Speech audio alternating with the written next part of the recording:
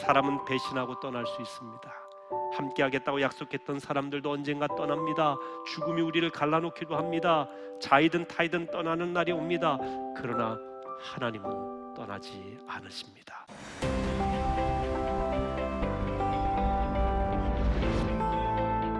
우리가 세상 살아가면서 많은 사람들의 이름을 잊어도 이분의 이름을 잊어서는 안 될 그 한 분이 있습니다.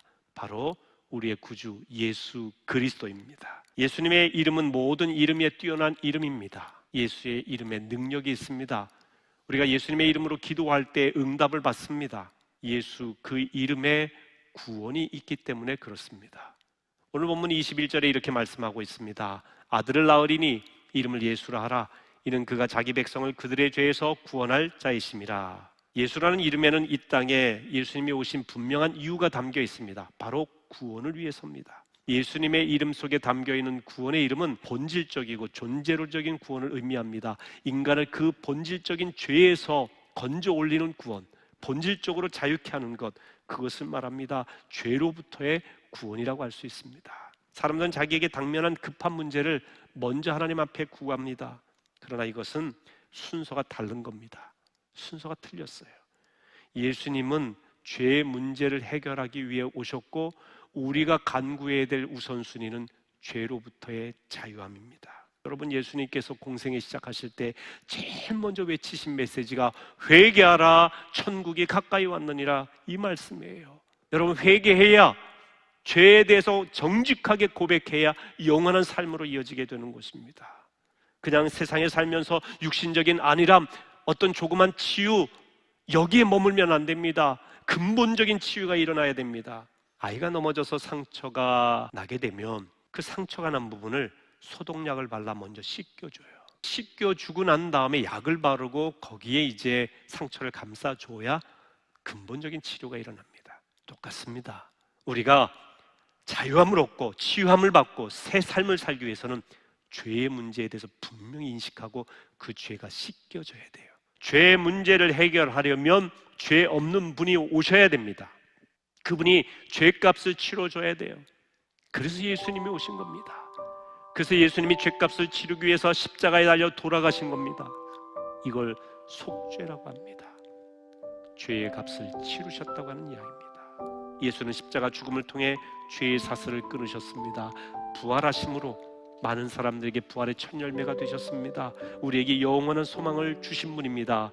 예수 그 이름은 그래서 구원입니다. 예수 그 이름의 비밀은 구원입니다. 두 번째 이름은 임마누엘이죠. 23절 같이 읽어보실까요? 보라, 처녀가 잉태하여 아들을 낳을 것이요 그의 이름은 임마누엘이라 하리라 하셨으니 이를 번역한즉 하나님이 우리와 함께 계시다 함이라. 임마누엘이라고 하는 말은요, 하나님이 우리와 함께 계시다라고 하는 말이에요. 임마누, 우리와 함께 하시다. 엘, 하나님이 우리와 함께 하신다. 기가 막힌 의미죠. 예수님께서 이 땅에 임마누엘로 오실 때에 아기로 오셨어요. 그것도 누우실 곳이 없어서 구유에 누이셨습니다. 왜 아기로 오셨을까? 왜 구유에 누이셨을까? 구유에 나신 예수님은요, 저 동방의 고귀한 박사들도 와서 경배를 했고요, 양틈에 자던 가난한 목자들도 와서 경배를 했습니다. 심지어 구유이기 때문에 짐승들도 예수님 가까이 올 수 있었습니다. 아기이기 때문에 남녀노소 지위고와 빈부귀천 막론하고 예수님께는 누구든지 올 수 있다고 하는 것을 상징하는 것입니다. 그리고 누구든지 올 수 있는 이 예수님은 누구와도 함께 하시겠다는 그런 말씀입니다. 이 임마누엘 예언은요, 구약 이사야 7장 14절에 근거합니다. 유다왕 아하스왕 때입니다. 가장 유다가 힘든 시기예요. 외세의 침입으로 힘든 시기입니다. 경제적으로 피폐했을 때입니다. 그런데 이 아하스 왕은요, 유다 왕 중에서도 악한 왕입니다. 소망을 찾아볼 수 없었습니다. 그때에 하나님께서 이사야 선지자를 통해서 주신 메시지가 보라, 처녀가 잉태하여 아들을 낳을 것이요 그 이름을 임마누엘이라 하리라. 소망이 없던 그 시대에 하나님이 너희의 소망이시다. 너희와 함께 하시는 하나님이 계시다. 믿음의 백성들아 절망하지 말라고 하는 말씀 아닙니까? 어떤 고난 속에서도 하나님이 함께 하시겠다고 하는 약속입니다.